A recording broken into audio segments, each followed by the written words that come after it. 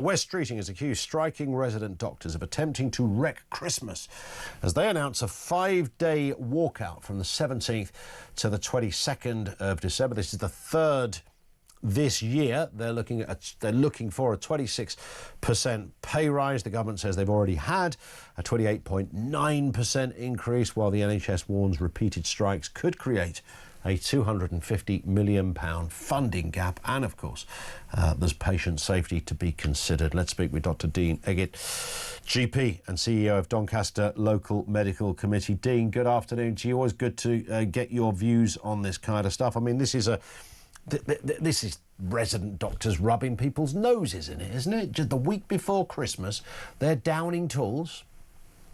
It really does feel like the public are being held hostage here, doesn't it? The worst time of the year to do it. We know, or there are predictions, that this winter is going to be one of the harshest in a very, very long time, perhaps even in the last decade. We've already seen resident doctors get a small pay rise, and we can argue about the size of that in terms of percent, but actually in terms of their overall pay, it's not huge. So there's an argument for them to have a higher pay rise. But the challenge here is about how they're going about it. Resident doctors have this terrible task of dealing with patients in the most dire of circumstances, with poor pay, ridiculous hours to work. And I suppose at some stage we could talk about the state of the NHS as it is. So they're not working under brilliant circumstances. They deserve a pay rise, but holding the country to hostage in this way is just not appropriate. 1.5 billion so far these walkouts have cost the taxpayer, expected now to be another 300,000, taking us up to almost 2 billion over our 14 walkouts. This is insane. What is the rationale, as far as you can tell, Dean, for this, what looks certainly to the outside like an unrealistic pay request?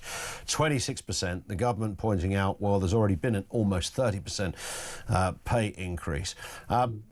Depending on who you talk to, every now and again, a doctor will come on and say, yeah, but when you break down all the numbers and everything, we're working for about 25p an hour or something, and we're in food banks for half the week. You hear that sort of argument. Now, of course, we can talk about how going forward doctors can earn much more money if they specialise, or whatever area they go into, they become, I don't know, a CEO of a local medical committee maybe, or whatever it is they happen to do. There's a lot of potential there, and sort of a job pretty much, as long as you stay on the right side of the law, which doctors tend to do, a job for life. So are there any circumstances in this, despite you not being particularly enamoured by the idea of striking, have they actually got a point in what they're requesting? Yes, actually, resident doctors do have a point. So in the early years of being a resident doctor, the pay is low. You can get equal pay by working in some shopping centres as you can do as being a resident doctor. But being a resident doctor, you're working extremely long hours over the week. You're making decisions that will risk people's lives. You do so actually with pretty low respect nowadays. And what you said a moment ago about having a job for life is just not the case. Actually, I qualified during extremely challenging times when the ratio for a job might be something like 5 to 1. Nowadays, actually, it's going to be at least 10 to 1 for a doctor to actually get onto a training scheme that will allow them to go through to a consultant post. So there is no guarantee at the moment that an early years training doctor will have any definite ability to get a job that takes them on to be a consultant. So if you have lowish pay at the early years, job insecurity, no guarantee that you're going to get a job at all, with terrible working conditions, why would you stay to work in England?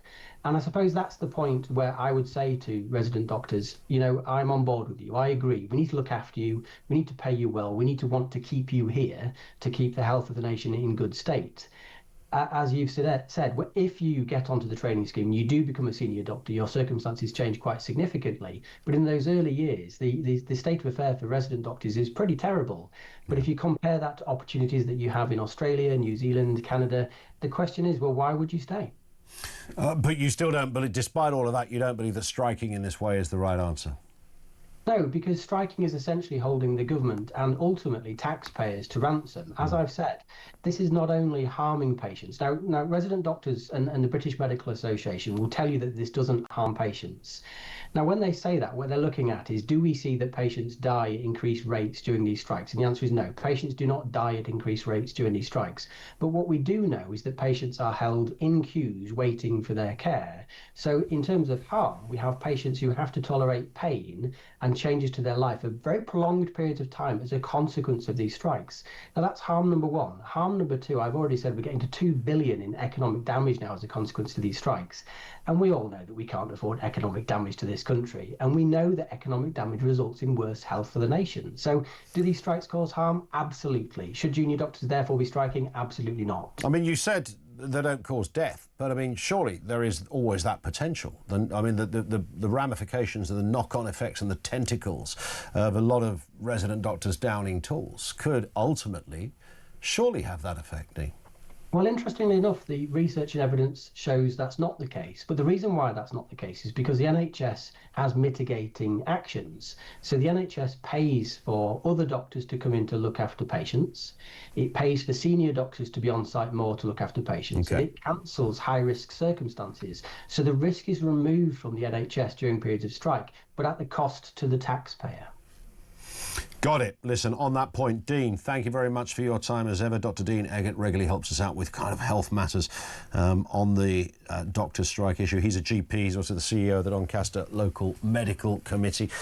Your thoughts on that? It's very hard, isn't it? It's like one of those professions.